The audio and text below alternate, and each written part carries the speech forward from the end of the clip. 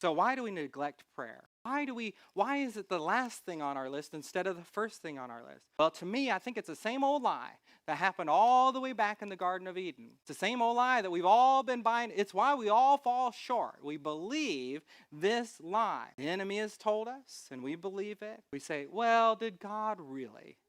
Can God actually? Is that really what he said? Aren't you smart enough to figure this out? Can't you understand it on your own? Why do you need to go to pray? God is, you got a brain.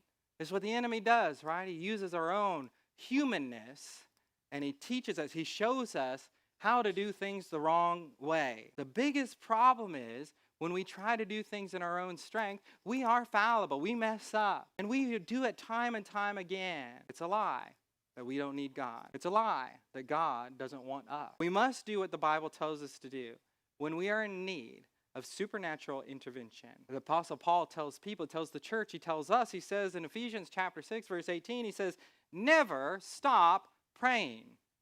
Never stop praying, especially for others. Always pray, not in your own strength, but in the power of the Spirit. He says to stay alert. That means be aware that you are in a spiritual battle and keep praying for God's people. We are in this together. How to pray for each other. Not just say, I'm praying for you, brother. No, earnestly pray.